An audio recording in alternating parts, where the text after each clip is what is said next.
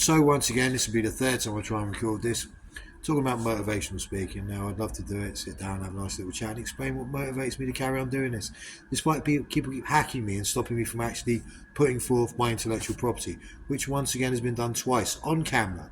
Now, the Freedom of Information Act is amazing. It will motivate certain people to actually do their jobs, which they've been ignoring pretty much. Civil rights ignored, civil servants, yet they don't seem to serve civilians, do they? No, yeah, I will have a crack at motivational speaking at the end. I'll tell my story and motivate men to not allow themselves to be downtrodden by their ex-wives, etc., and their so-called mates who seem to bowl into most men's lives nowadays and pull apart their families because they seem to think they have a right. Isn't that interesting? Isn't it going to be some fun? Now, as I said, the Freedom of Information Act. I've put myself on camera everywhere on purpose for a chronological chain of evidence. Won't it be fun? Won't it be fun? So the mental health and the paranoia isn't actually anything but true. Whereas certain people with bipolar disorder and various other things like anxiety about how they look should really stop flashing their boobs in front of my eldest son thinking they can get away with it because it's a sexual offence, which apparently isn't safeguarding our children, trying to stop those sorts of things from happening, nor is anything else. Now, am I motivating you yet? I will have a crack like C.T. Fletcher. I don't think there'll be as much swear words involved, but there will be certain things that might motivate people.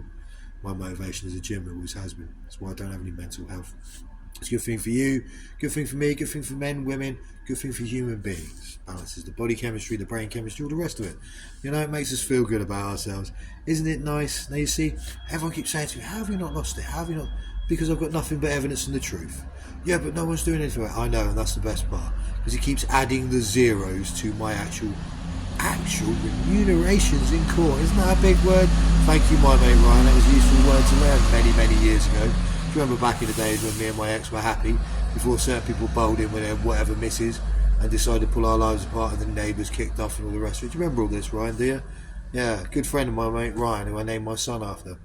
Interesting that. He wasn't really called Ryan the Lion, he was named after my mate, but we allowed Ryan the Lion to stay because Nick's chose our one as well. Good girl, Nick's. Never let Dad down, have you?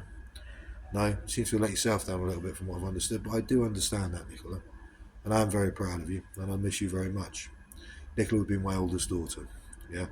I say oldest because my eldest son started to act like a bit of a girl for a while, until he decided to turn up and bowl off and gob off at me. And I realised, well, no, he's sticking by his mum.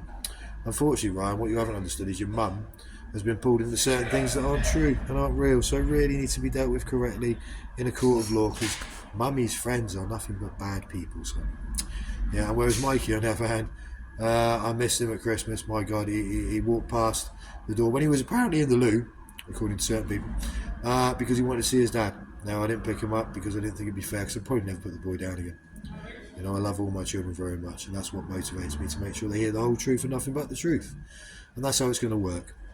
As for you, Sarah Jane, you become some sort of bullied idiot with idiotic, drug dealing criminal friends who like to hack and use malicious images of children, and I'm supposed to be the child abuser. It's interesting, that, isn't it? Nor do I use drugs around our children, nor have I ever endangered their lives while doing very stupid things because you didn't listen when I gave you an opinion, and instead decided to have me removed for coercion and control. Now, how does that work now when you face actual criminal charges, which the constabulary won't do anything, because apparently, no, it's civil. No, it isn't. It's criminal. But there we go. See, motivated people yet now? No, but we can do motivational speaking properly at some point, and for real, and I will do it. I do actually like the idea. I'm actually looking at various things to work with various youngsters at the moment, which should involve certain things that people should have when they work with children. I bet those weren't adhered to, were they, when certain people open gyms? Ooh, even more motivation. See, I'm good at this motivation, aren't I? Basically, people, my life was pulled apart because I told the truth. And I'm going to continue doing that. If that offends people, I don't care. Your offence is subjective to you. If you wake up the next day and your arm falls off, or you've got leprosy, then so what? You're offended. So what? The truth is the truth. I'm offended you destroyed my life. I'm offended you destroyed my marriage. I'm offended you've allowed my wife and children to be hurt irreversibly. I'm offended that people didn't want to listen to me when I've got expertise, backing and understanding of what I talk about. I'm offended. But the difference about me being offended is I can prove why I'm offended. You can't. See you all real soon. Bye.